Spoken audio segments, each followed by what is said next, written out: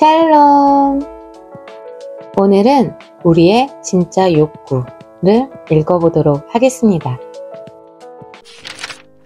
걸핏하면 주일 예배에 빠지더니 언젠가부터 정상적으로 예배에 참석하는 것은 물론이고 찬양대원으로 봉사도 하는 분이 있습니다. 한동안 즐기던 술도 끊었다고 합니다. 그런 분이 이런 얘기를 했습니다. 술을 끊게 될 줄 진작 알았으면 술 끊기 전에 룸살롱에 한번 가보는 건데 그게 좀 아쉬워요. 술을 끊었다는 얘기는 신자가 추구할 가치를 바로 알았다는 뜻입니다. 그런데 룸살롱에 안 가본 것이 왜 아쉬울까요? 거기에 가봐야 공연히 헛돈만 쓰고 후회만 남을 걸 모르지 않습니다. 그러면서 그것을 아쉬워하는 것은 무슨 경우입니까? 중학생 시절 시험 때가 되면 벼락치기를 하곤 했습니다. 졸음이 쏟아지면 어머니에게 몇 시에 깨워달라는 얘기를 하고 눈을 붙입니다. 그렇다고 해서 어머니가 깨우면 벌떡 일어나느냐 하면 그렇지 않습니다. 10분만 더 잔다면서 한사코 일어나지 않습니다. 심한 경우에는 화를 내기도 했습니다. 어느 쪽이 진짜 제 모습일까요? 깨워달라고 부탁할 때입니까?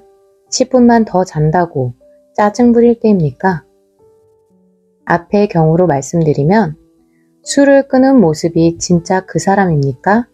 룸살롱에 못 가본 것을 아쉬워하는 모습이 진짜 그 사람입니까? 사람은 특이한 존재입니다.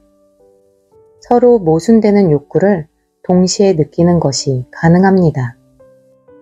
공부를 해야 한다고 하면서도 잠을 자고 싶어 하고 술을 끊었다고 하면서도 룸살롱에 대한 미련을 갖습니다.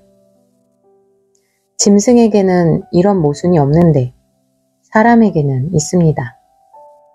왜냐하면 하나님이 흙으로 사람을 지으시고는 그 코에 생기를 불어넣었기 때문입니다. 사람에게는 영혼과 육체가 있습니다. 천사나 귀신처럼 영혼만 있는 것도 아니고 짐승처럼 육체만 있는 것도 아닙니다. 우리의 영혼은 영에 속한 욕구를 느끼고 우리의 육체는 육에 속한 욕구를 느낍니다. 문제는 어느 욕구가 어느 욕구를 제어하느냐 하는 것입니다. 단, 어느 욕구에 순종하든지 그 욕구에 순종하는 것은 우리 육신입니다. 영에 속한 욕구에 순종하는 것도 육신이고 육에 속한 욕구에 순종하는 것도 육신입니다. 우리에게 있는 신앙은 영적인 문제입니다.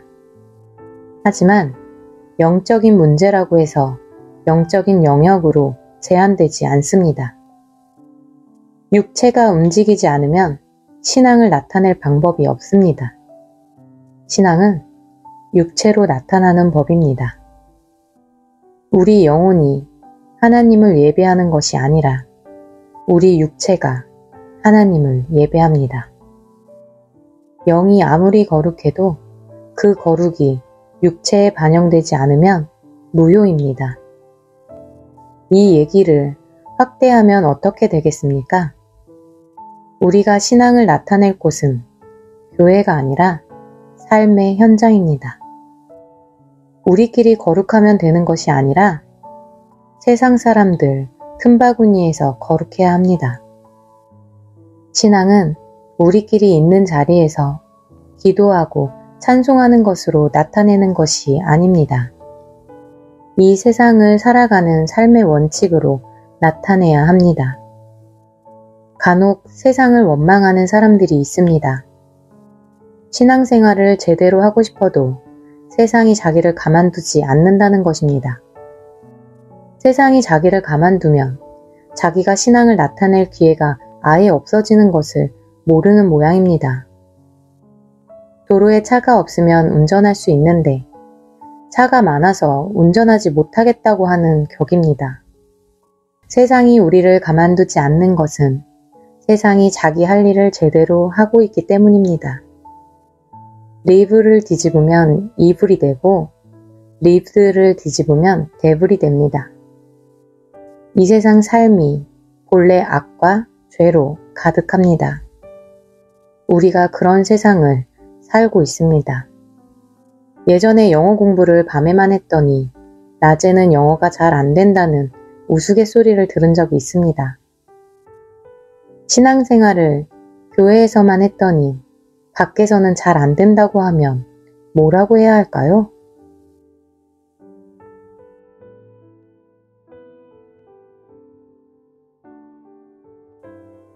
오늘의 말씀은 여기까지입니다. 다음 시간에는 하나님의 뜻이라는 글을 읽어보도록 하겠습니다. 그럼 다음 시간까지 말씀으로 승리하는 하루하루 보내시길 바랍니다. 다음 시간에 만나요. 샬롬.